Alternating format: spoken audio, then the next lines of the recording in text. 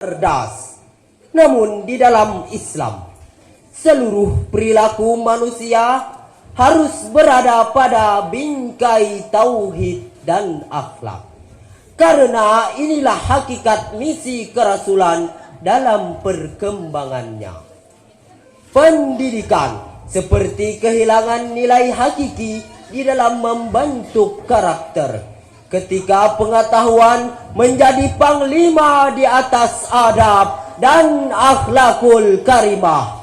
Padahal pepatah Arab mengatakan al-adabu fauqal ilmi, adab itu di atasnya ilmu. Menarik hal ini untuk dibahas. Kami akan menyampaikan satu topik syarahan dengan judul Konsep Pendidikan Karakter Berbasiskan Al-Quran, dengan landasan ayat suci Al-Quran surah Luqman ayat 17 berikut ini. A'udzu billahi minasy syaithanir rajim.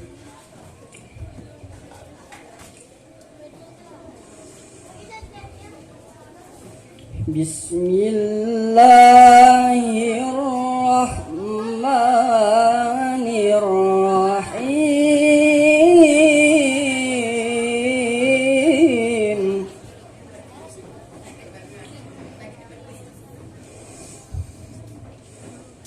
Ya bunayya aqimis salata wa'mur bil ma'rufi wanha 'anil munkari wasbir 'ala ma asabak.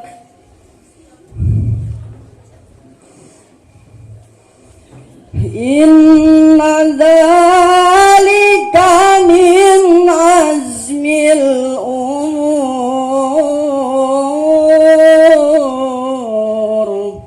Aku berlindung kepada Allah dari godaan syaitan yang terkutuk. Dengan nama Allah yang Maha Pengasih, Maha Penyayang.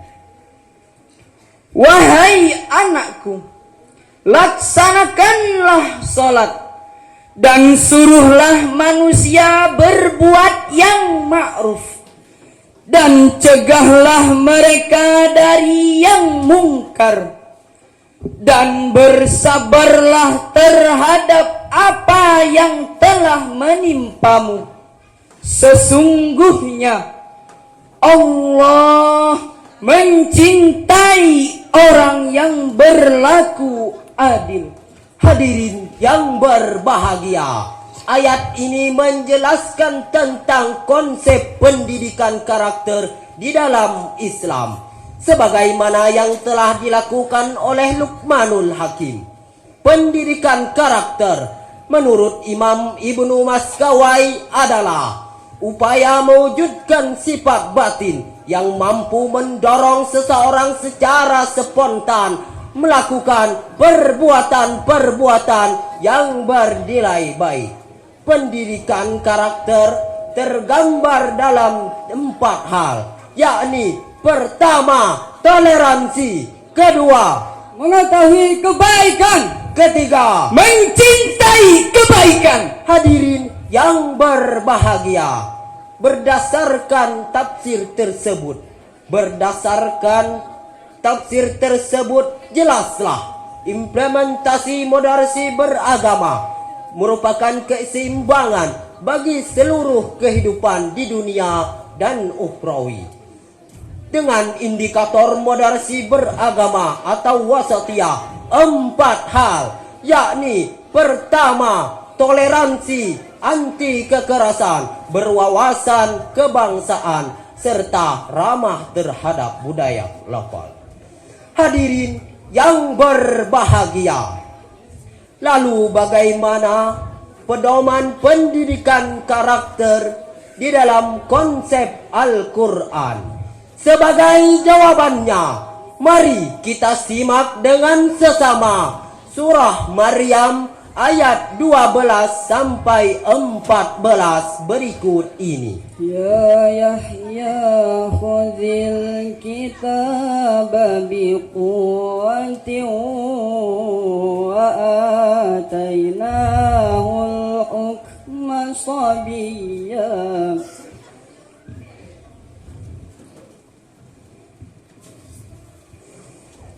wa hananan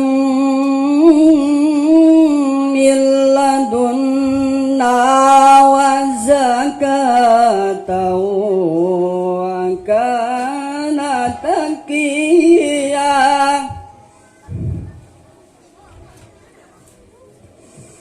wa barran biwalidayhi wa lam yakun jabbaran asiyya wa barran biwalidayhi wa lam yakun jabbaran asiyya. Shadaqallahul azim. Wahai Yahya, ambillah, pelajarilah kitab Taurat itu dengan sungguh-sungguh, dan kami berikan hikmah kepadanya Yahya selagi dia masih kanak-kanak, dan bersabarlah terhadap apa yang menimpamu. Sesungguhnya yang demikian itu termasuk perkara yang penting. Maha benar Allah dengan segala firman-Nya. Hadirin yang berbahagia, pendidikan karakter mengandung 3 unsur, yakni pertama, mengetahui kebaikan, kedua, mencintai kebaikan, dan yang ketiga, melakukan kebaikan. Hadirin yang berbahagia, pendidikan karakter Luqmanul Hakim tergambar dalam 4 hal. Pertama, pembentukan sejak dini. Hal ini ditandai dengan kalimat Ya Bunayya. Syekh Wahbah Az-Zuhaili di dalam kitab Al-Munir menjelaskan lafaz Ya Bunayya. Nidaan yuzharul mawaddatu littifli wa nidaan littifli balagha sinnal intaj. Panggilan menunjukkan kasih sayang terhadap seorang anak, dan panggilan kepada seorang anak yang mencapai usia produktif. Hadirin yang berbahagia, dari ayat ini menjelaskan bahwa pendidikan karakter harus dimulai sejak dini di dalam lingkungan keluarga dengan memperkenalkan nilai-nilai kebaikan, sebagaimana yang telah dijelaskan oleh pakar pendidikan karakter Thomas Lichona di dalam bukunya The Return of Character Edition mengatakan, pendidikan karakter mengandung 3 unsur. Pertama, mengetahui kebaikan. Kedua, menjelaskan kebaikan. Dan ketiga, melakukan kebaikan. Hadirin yang berbahagia, kedua, mendirikan sholat. Mendirikan sholat merupakan kunci utama dari nilai spiritual di dalam Islam dan cerminan utama umat Islam. Bahkan Rasulullah menjelaskan lewat hadisnya, muru auladukum bis salati wahum abna'u sab'i sinina, dan perintahkanlah anakmu untuk mengerjakan salat ketika ia berumur 7 tahun. Wadribuhum alaiha wahum abna'u asyri sinina.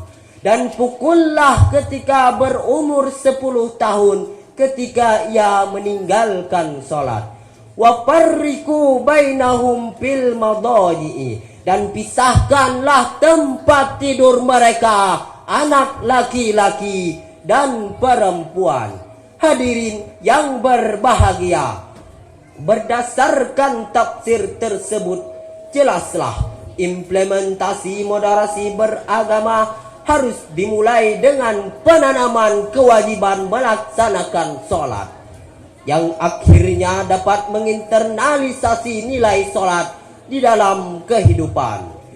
Ketiga, Luqmanul Hakim menanamkan spirit wa'mur bil ma'rufi wanha anil munkari, dan suruhlah mereka berbuat yang ma'ruf dan cegahlah dari yang mungkar. Hadirin yang berbahagia, yang keempat, wasbir alama asobaka, bersabar atas apa yang menimpa. Imam Ibnu Katsir di dalam kitab Tafsirul Qur'anil Azim menjelaskan, wasbir alama asobaka minan nasi bidatillahi ta'ala, dan bersabarlah atas apa yang diberi manusia kepadamu pada zat Allah subhanahu wa ta'ala. Idza amartahum bil ma'rufi wa nahaitahum anil munkari, jika kamu memerintahkan mereka berbuat yang ma'ruf dan mencegah mereka dari yang mungkar. Wala yasaddannaka andalika manalaka minhum, dan jangan kamu tercegah dari apa yang kamu dapatkan dari mereka. Hadirin yang berbahagia, inilah model pendidikan karakter Luqmanul Hakim. Pendidikan karakter Luqmanul Hakim sebagaimana yang dijelaskannya, bahwa pendidikan karakter adalah keseimbangan bagi seluruh kehidupan. Hadirin yang berbahagia, inilah model pendidikan karakter yang ditanamkan oleh Luqmanul Hakim kepada anak-anaknya. Lalu bagaimana kondisi kita hari ini? Kita seperti kehilangan karakter sebagai bangsa. Lembaga pendidikan masih belum sanggup menjawab pendidikan karakter yang tangguh. Hadirin yang berbahagia, adapun dari kesimpulan syarahan kami adalah pendidikan karakter mengandung 3 unsur: mengetahui kebaikan, menjelaskan kebaikan, dan melakukan kebaikan. Hadirin yang kami hormati, sampai sini syarahan kami bertiga. Jika ada salah dan lupa, kami minta maaf sebesarnya. Hadirin yang kami hormati, kami pamit undurkan diri. Tetap semangat, percaya diri, semoga mendapat ridho ilahi. Wabillahi taufiq wal hidayah wal ridha wal inayah. Thumma salam. Assalamualaikum warahmatullahi wabarakatuh.